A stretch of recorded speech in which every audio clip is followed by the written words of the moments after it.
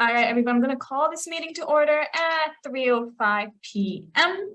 But before we start up, the SFSS respectfully acknowledges its residents on the traditional unceded territories of Coast Salish people, including the Musqueam, Squamish, Swallowtails, Coquitlam, and Catsi nations. Unceded means that these territories have never been handed over, sold, or given up by these nations, and we are currently residing on unoccupied territories. Now we move on to roll call of attendance.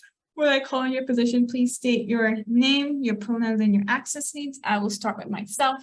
Hi, everyone. My name is Judith, she, her pronouns, and all my access needs are met. I will pass it on to the VP Finance. Hello, everyone. Abby here. He, him pronouns, and all my access needs are met. All right. Mathematics counselor. Hi, everyone. My name is Ben, pronouns he, him, and all my access needs are met. Okay. Psychology counselor.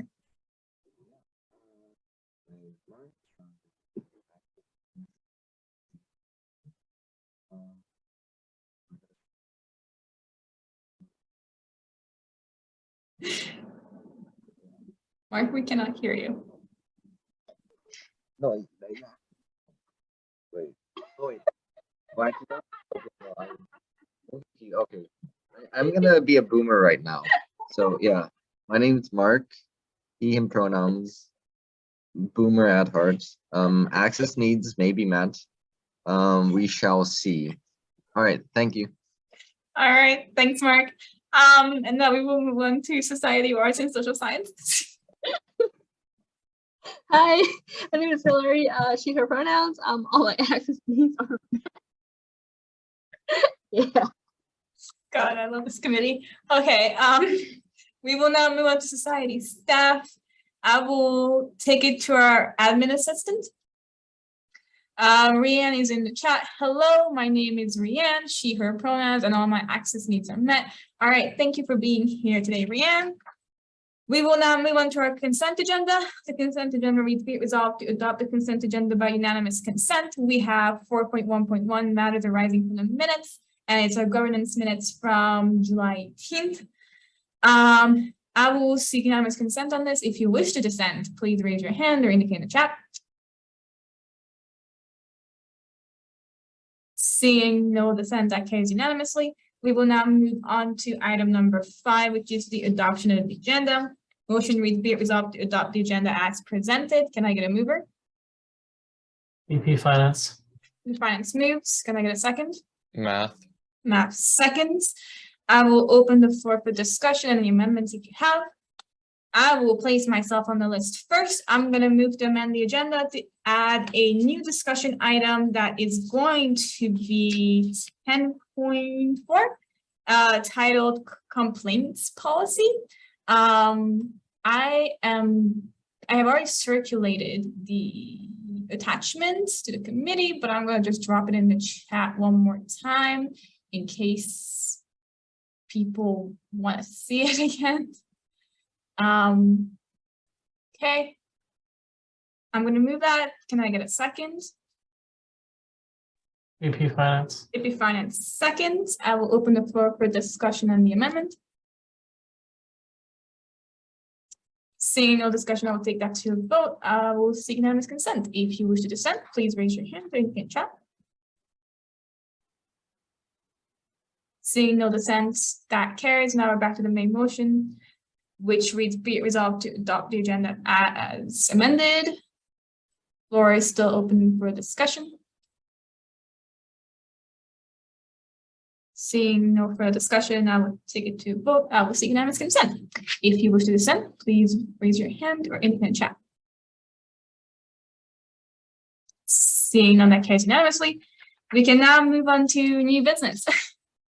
So item 9.1, recommendation to council, communications policies, housekeeping changes submitted by myself. Motion reads, be it resolved that governance committee formally recommends to council to approve the following changes to communications policies, housekeeping changes, whereas the current communications policies continuously refer to council as the council, whereas it has been standard practice to refer to decision-making body of SFSS as council, whereas there is a minor numbering error in CMP 6.3, where CMP 6.3F is incorrectly numbered as CMP 6.3G. Be it resolved to strike all occurrences of the council and replace it with council. Be it further resolved to amend CMP 6.3 by renumbering 6.3G as 6.3F. I'm gonna move. Can I get a second? Math. Math seconds. I will open the floor for discussion. I will list myself first and I will go first.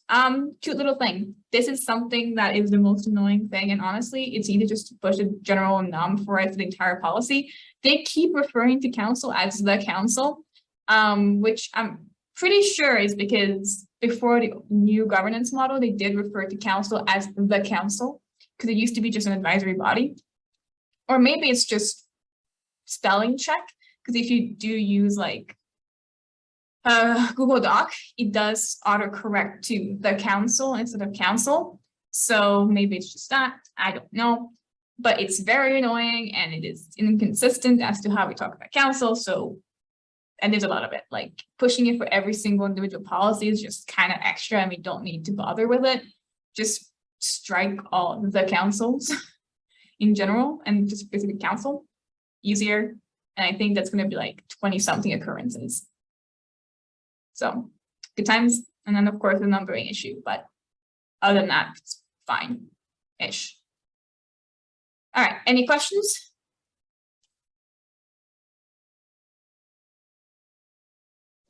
Okay, it's done. I will take that to a vote. I will seek unanimous consent. If you wish to dissent, please raise your hand or indicate in chat. I thought I'd raise his hand for a second. I'm like, wow, that's a very non-controversial thing to dissent at. All right, that carries unanimously. We can move on to 9.2. Recommendation to council, appeals process for inappropriate advertising, submitted by myself. Motion reads, be it resolved that governance committee formally recommends to council to approve the following changes to the communications policies.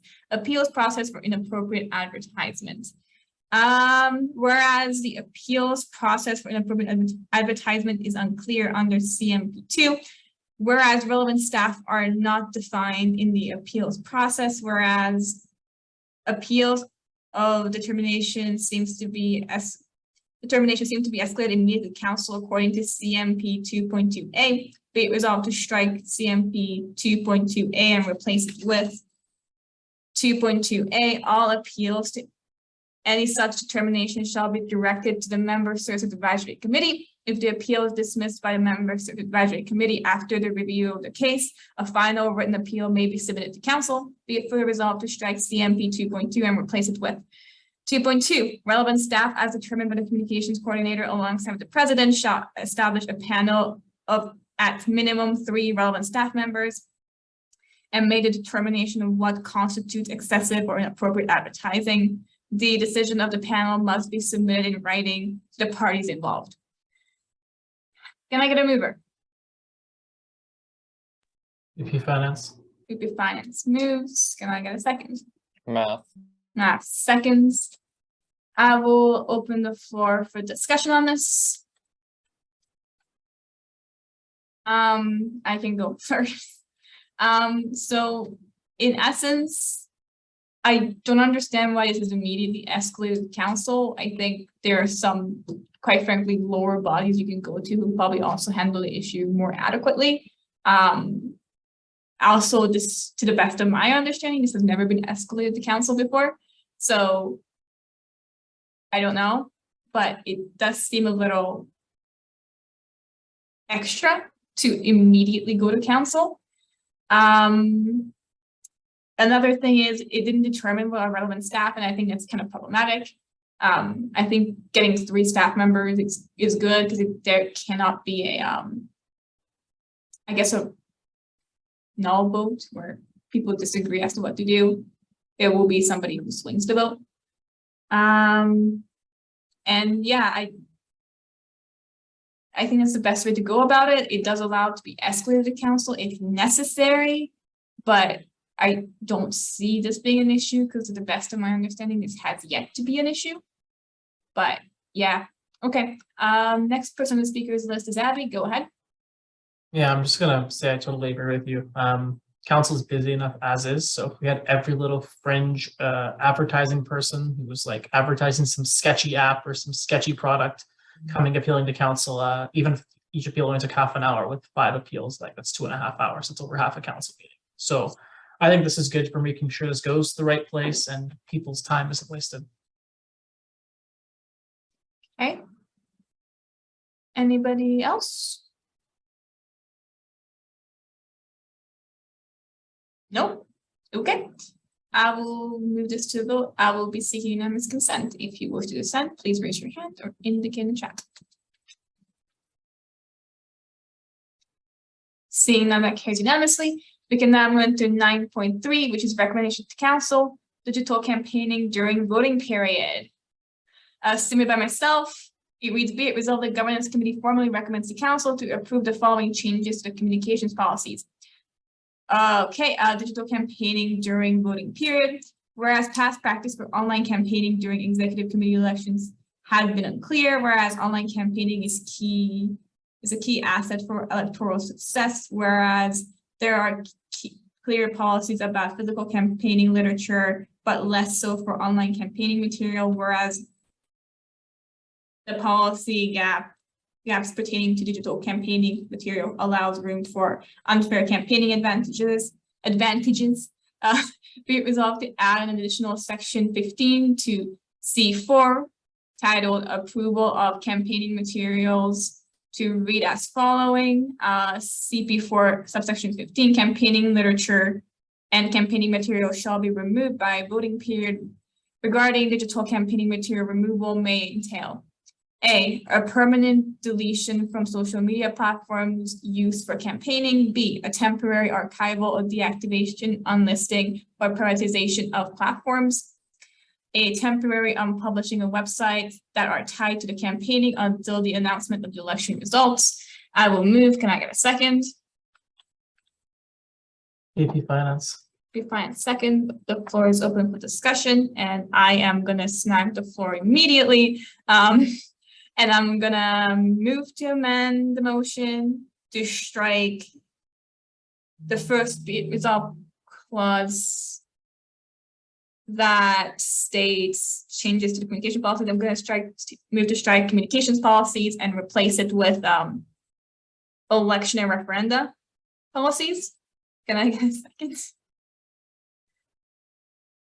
AP Finance. Thank you.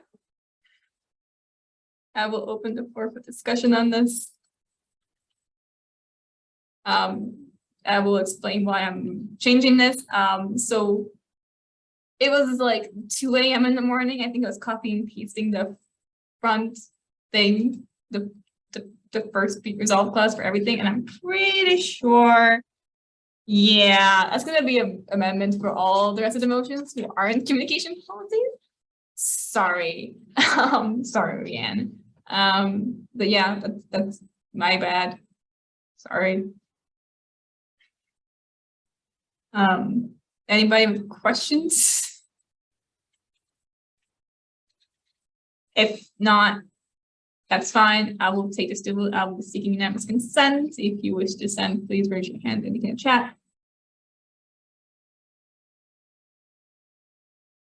So you know the consent, that amendment is carried. Now we're back to the main motion. The floor is open for discussion on it.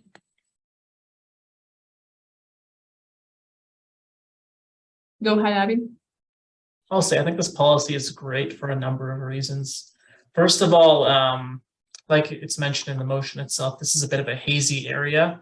What was allowed and what wasn't allowed, honestly, at sometimes seemed totally arbitrary, depending on who you were and who you're friends with. So I think that's something that's good that's being ironed out. I also think this is going to help towards the fairness of campaigns because, you know, the big parties can have a big website and all these links and stuff helping them out, where it kind of leaves independent candidates out to dry. So I think this is going to help equalize that and make the election process more equitable for everyone. Since I'm next on the list, I completely agree. And I think that my biggest concern was mostly in regards to how people behave during voting period. I think once those like advertisements are off and completely off, not just like posters on campus, but just in general, I think that will help kind of like diffuse whatever happened during campaigning, because usually elections do occur around like midterm season or like when like midterm papers are due. And I think that's not the best for anybody's mental health. So I think if you just deactivate these things and make sure these are actually off. The IEC already monitors people's social media accounts because you have to during elections. Like they just watch what you post to make sure everything that you post is approved material. I don't think it's unreasonable to ask for them to be privated or unlisted or archived. I think that's pretty decent. And I think that just goes towards just establishing that campaigning is now over. What's done is done. And it's up to the membership. But yeah. Anybody have any thoughts?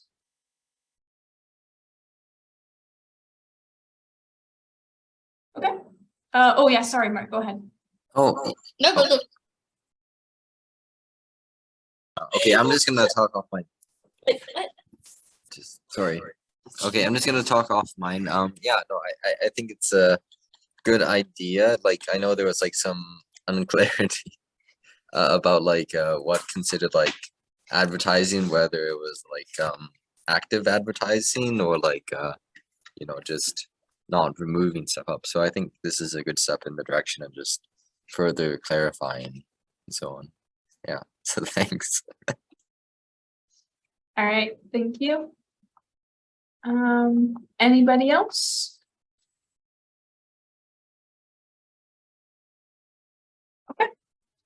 If there's no further discussion on this, I will be moving this to a vote. I'll be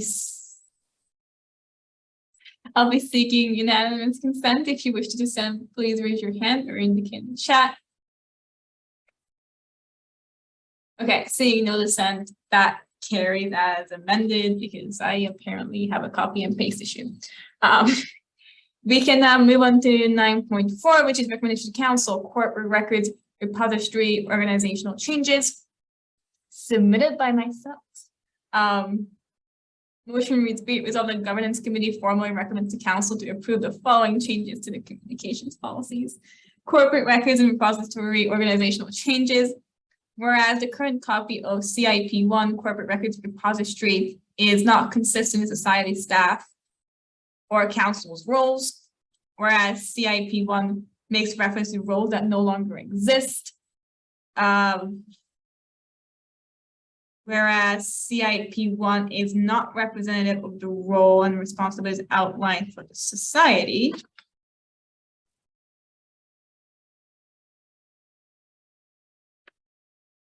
Am I on crack cocaine or is the motion missing? Yeah, there's no be it resolved clause. No. Oh, no. This is a fine example as to why I should not be allowed to skip sleep, because there is no be it resolved clause. Okay. All right. That's all there is to that one, I guess. So here's what's going to happen. We're going to move the, we're going to move some second this and we're going to postpone it because it doesn't exist. So I'm going to move this one. Can I get a second? No? Okay. All right. I guess this one dies on the floor. Yeah. I think. Yes. Okay. I don't know where it is. Don't look at me like that. I don't know where the motion is. I am genuinely stunned. Did I not write it? That's insane. Huh. Note to self.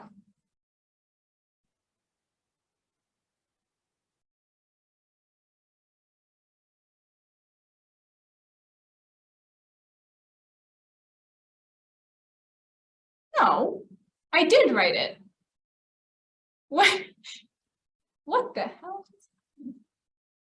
Did I not submit it?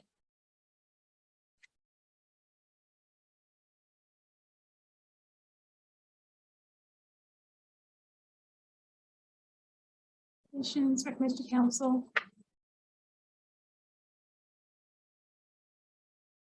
Voting period. Oh, that's weird. It was submitted. It's just not on the agenda. Okay, anyway, moving on. Okay, all right, we're gonna move on to the next. I like to know it on the record that it was submitted. It's just not on the agenda for whatever reason. So we're gonna just move on politely to 9:45. Recommendation to council corporate records update. Very fitting. Motion with spirit with the governance committee formally recommends to council and approves the following changes to communication policies, corporate record updates. Whereas the SFSS corporate records policies are outdated and not reflective of governance model we currently have. Whereas there are numerous errors in the corporate records policies regarding referring to staff roles incorrectly, be it resolved that council approves the changes, outline changes in the document attached, CIP housekeeping updates. I will move this. Can I have a second? Math. Math second. Floor is open for discussion. We'll go first. So it's just updating people's roles on it. Most notoriously BD's role.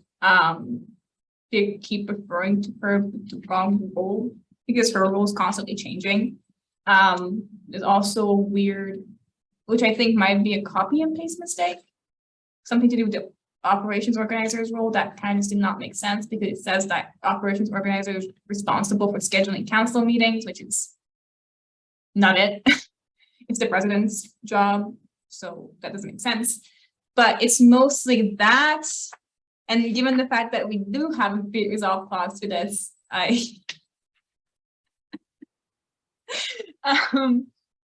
think we just give it to council and just make them fix it. There's nothing controversial in there. But yeah. Anybody have any questions, thoughts, opinions?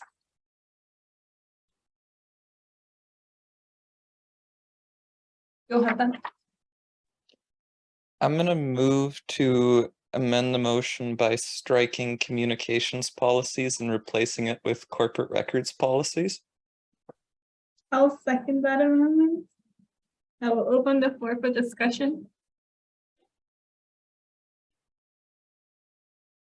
Is there no discussion? All right. I will take that to a vote. I will seek unanimous consent. You should dissent. Raise your hand or indicate chat. So dissent. We are now back to the main motion, which floor is still open on it. People know that I'm not going to bother rereading it. Let's not kid ourselves here. Any other thoughts, questions, comments, feelings on the motion? Seeing none, I will move that to a vote. I will seek unanimous consent. If you wish to dissent, raise your hand or indicate in chat. Seeing none, that carries as amended, which brings an end to new business. We can now move on to discussion items. First one is 10.1 FB9 RSB issue. So I'm bringing this forward because, as many of you know, we were doing the finance policy review, and I don't know about everyone else here, but I do not feel comfortable touching finance policies with a 10-foot pole, because from what I'm seeing is that our policies are extremely inconsistent with what they're supposed to be, but how common practice is. So I don't know if this is the right place to ask, but we have VP Finance here, so I'm gonna put him on the spot because, quite frankly, this is not my wheelhouse, and I think I will defer to the finance department on this. So, Q question. Are they supposed to get the RSP through EFTs? Is that how it's supposed to happen? Go ahead, Abby. I don't think there's a specific way that they're supposed to get their EFTs, and pardon me, I have some background noise, but I don't think there's a specific way they're supposed to get the EFTs. They can get it, or sorry, their RSP. They can either get it through check or EFT, as far as I'm aware. But I would have to double check with Kurt on that. Unfortunately, he's on vacation for 2 weeks, so I might be able to get you an answer for the next governance meeting if I can catch him before.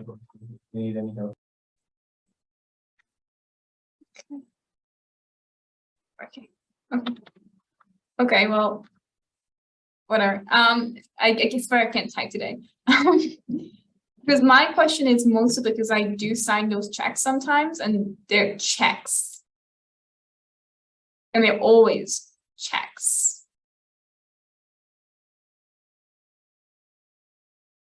So go ahead. Yeah. I haven't seen anything outlining it outside of FP9. Like, I don't know if there's any precedent set or anything like that. I know that EFTs may be used for them, but I don't see anything saying they must be used. So I assume it's optional. Like, if someone really wants it via check, they can get it via check. But then again, you're right. We've been signing those checks for our RSPs. So I'm not sure, honestly. I, again, would have to ask Kurt, who I'll be able to ask in 2 weeks. I mean, I understand that, but like the policy doesn't say it may use an EFT. It kind of says that the EFT is a mode of payment transferred by the finance department. It doesn't, there's nothing about checks in it. Just says it's the standard to use EFT. Yeah, Abby, go ahead. I was going to say, I was just going off 9.2, which says EFTs may only be used, so may be used for, which is CRSP contributions. So I'm going off that.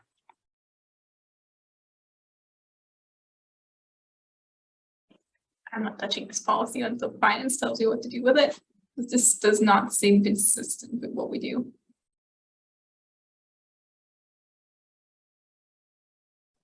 That's totally fair. I'm sure I can talk about during the discussion item for policy reconciliation or whatever, or the discussion on progress. Sorry. Oh my goodness gracious! I'm just gonna stop talking. I think this is a great example of exact brain melting on recording. Today is an experience. Okay. Yeah, I don't know, somebody, because I did email finance like, hey, is this supposed to happen? So we're still waiting on feedback on that. But I think I just thought that was weird because I know you just started your EFT project, Abby, and I don't understand how you could just start the EFT project when we're supposed to already have it. And this was approved in April 2021. So that's like a long time ago. Go ahead, Abby. Sorry, just to clarify for the sake of record, EFT project is specifically for students and clubs and DSUs and all that. It's not for staff. We already do have access to e-transfers for staff payments and payments to vendors. Go ahead, Ben. Just for some fun historical context, back when these policies were originally being written, there were comments made about 9.2c with regards to the fact that, at least at the time, EFTs were not used for RSP contributions. So I'd be interested to know if what practice was back then is still the same, and if not, it seems like we ought to just rewrite this. Go ahead, Abby. I just thought about it. I think there's actually a reason for that because we actually have our check fee waived. So if we give a check instead of an EFT, we don't pay a fee, whereas for each e-transfer, I believe we pay a $2 fee per e-transfer. So that's probably why we try to do everything through checks at the moment. If I were to guess off the top of my head, obviously I would go talk to Kurt and confirm, but now that I think about it, with that many EFTs, like our whole staff list, we'd be saving a chunk of money by just doing it via check. So that's probably why.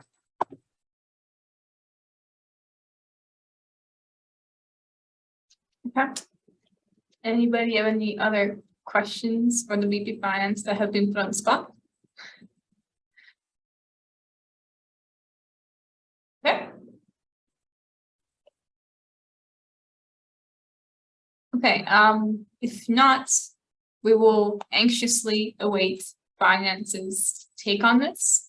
And until then, I do not recommend anybody drafts anything for finance policies because it might be wrong. And if it is, let's not make it worse.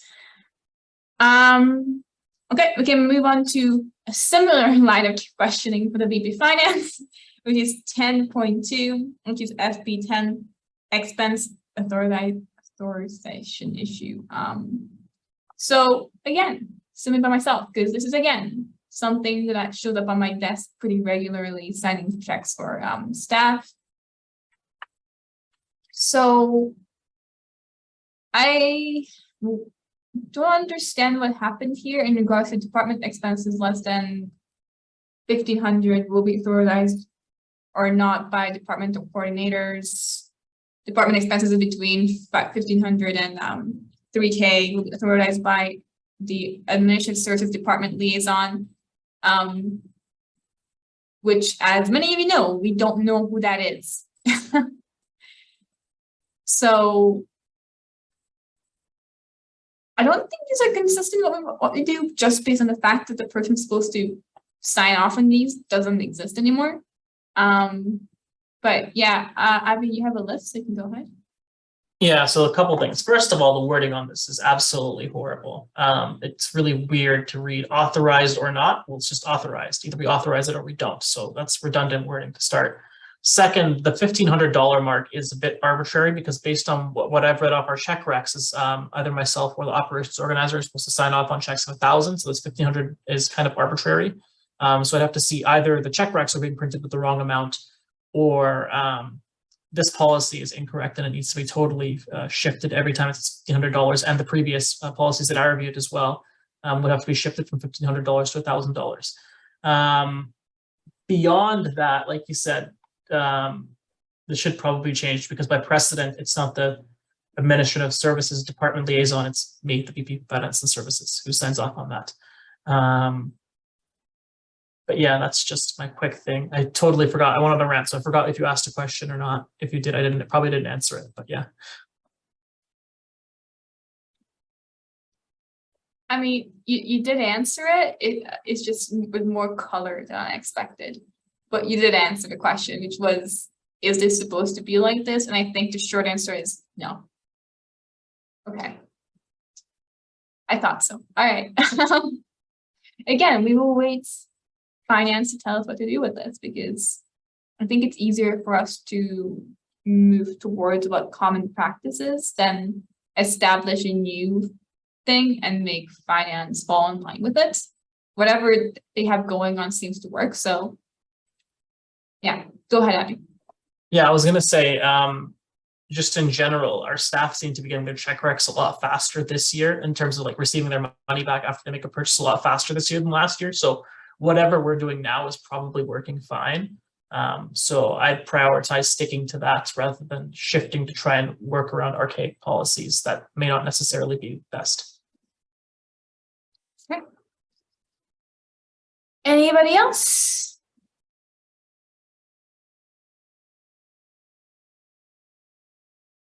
Okay, if that is a no, we will move on to 10.3, which is just titled Society Standards Policies. And I was hoping Beanie would be here for it so she can shine some light on this. This is something that consistently appears in the communications policies in regards to what can or cannot go through the communications channels. And I don't know what those are, society standards policies. I have no idea what those are. Those are branding guidelines? Are those our governing documents? I have no idea.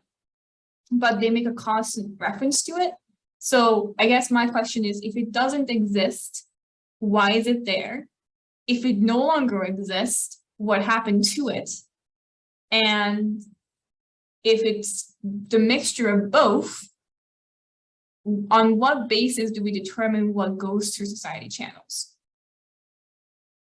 And given that I'm here with counselors only, I am now gonna ask counselors, do you know what the society standard policies are? Because I don't.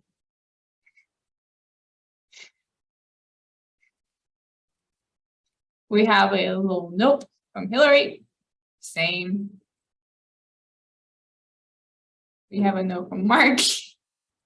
We have a note from Abby. Cool. Ben is awfully quiet. Ben, do you know what this is?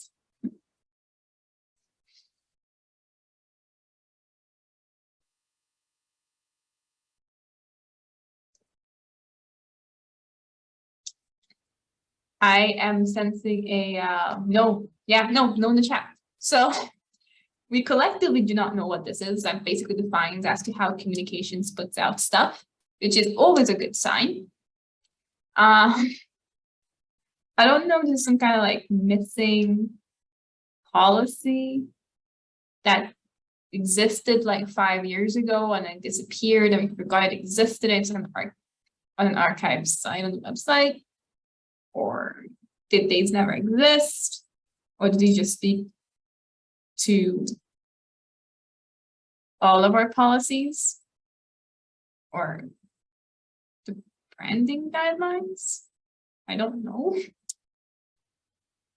But it'd probably be good to figure out because it kind of determines what goes through communications, apparently. So, yeah. Thoughts?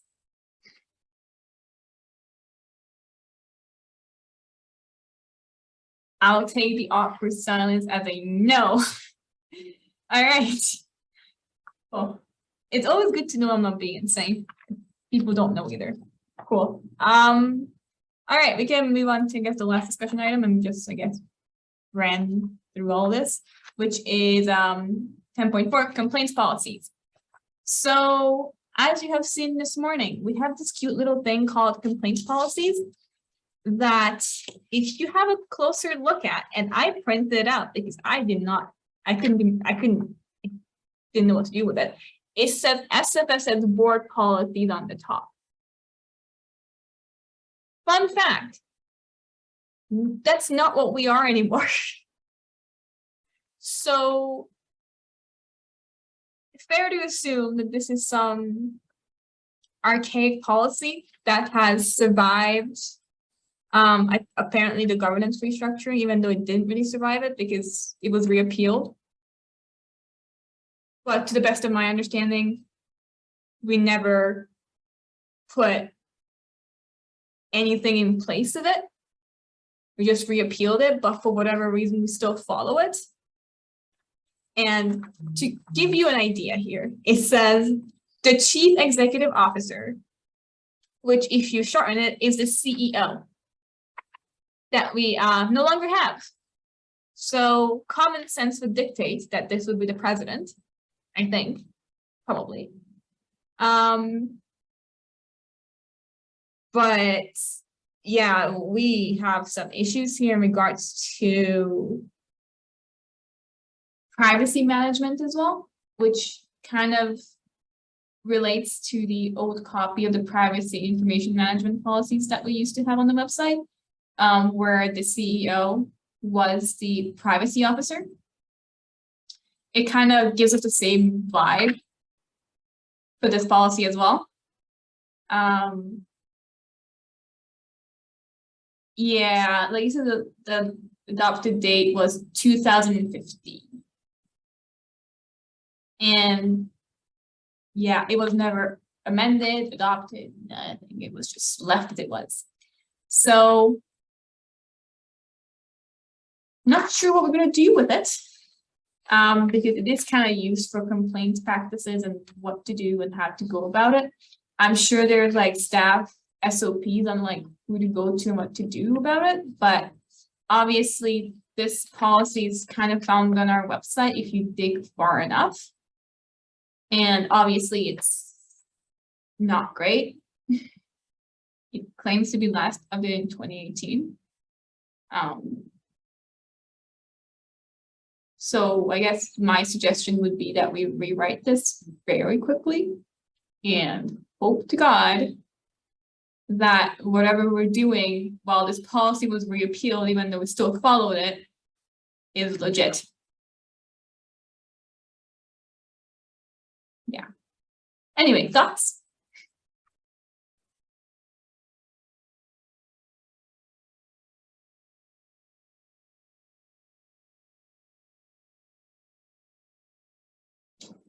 The awkward silence is deafening.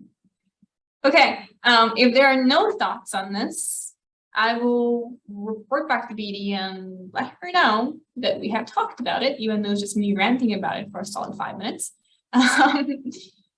And we most likely want to rewrite this and either establish it as a separate policy or, I don't know, put it into council policies doc. I think that's gonna be the best place to put it. Because my assumption would be that if whatever the member thinks that the president did not handle this properly or whatever, like it would be appealed to council. That's my assumption. So best place for it to go is in council policies. Yeah, it would be a rule, so got 2/3 to adopt. Yeah, but in essence, it's just talks about CEOs, which we have not had in a very long time. So probably not the best policy to have in place for complaints when the person it's supposed to complain to doesn't exist anymore. Go ahead, Alex. I feel like there's some real gaslighting can be done there. Be like, oh, please go complain. I dare you, go complain. The person who will handle it will definitely handle it. Yes, please do. Sorry, I had to point that out. I mean, it's also just peak like bureaucracy, like basically shoving the membership to complain to something that doesn't exist anymore. I'm just stunned. For lack of a word, I'm just stunned. But yeah, I think this needs to be rewritten quickly, and passed quickly, because that's just no. This is just a no for me.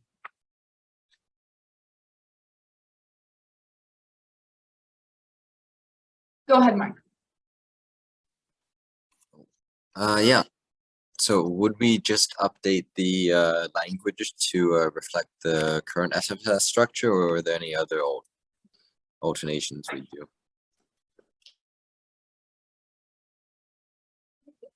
Okay, I'm sorry, I'm not sure it's my typing today, but just not it. But to answer your question, yes, kind of. So my biggest concern is that there is language about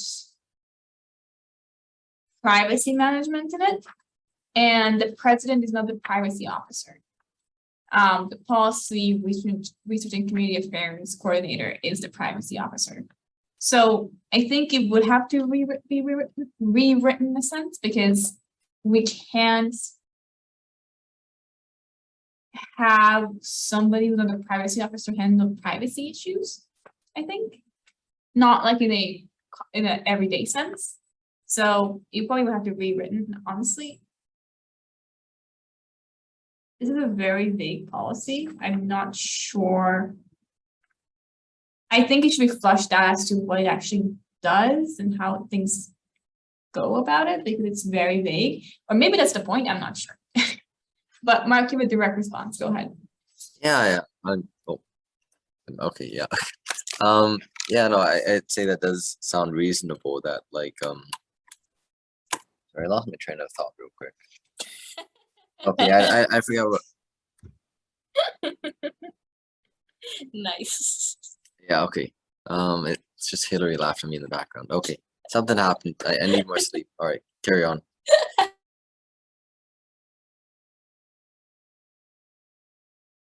Okay. Again, I love this committee. Okay. Absolute, absolute mayhem. Okay. All right, if there's no other questions on it, I will return to Beatty and ask her what is this? What is this and how can we fix it and how fast can they fix it? Because I can guarantee you, I would not know directly, but if I ask, I feel like people do complain to the SFSS. So I am questioning what policy are we following for those complaints?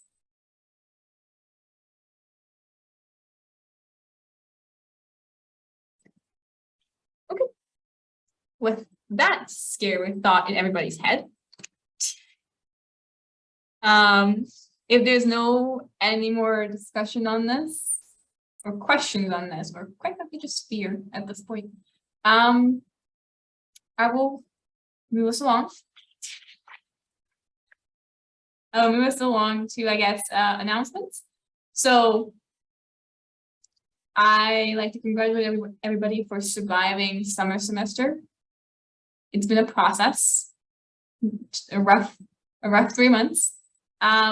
But I do want to remind everyone to fill out the let us meet that's attached to this agenda so we can pick a new meeting time for fall. Mostly because I'm not sure this meeting time is going to work with people in the fall, and I don't think it's reasonable to ask me to schedule your lives around my meeting time. So we will schedule the meeting around your time, but I do need to let admin know if we're changing our meeting time. So please do fill out by September 1st so I can get an idea as to what time are we meeting for. But yeah. Other than that, we can move on to adjournment, and the motion is be resolved to adjourn this meeting at 3:52 p.m. I will move. Can I get a second? Math. Finance. Okay, I'm going into math. Math seconds. The floor is open for discussion. There's no discussion. Cool. So we move it to vote. I will seek unanimous consent. If you wish to dissent, please raise your hand or indicate in the chat. No dissent. We have adjourned. Thanks for being here, everyone. We'll pause the recording. You're the last.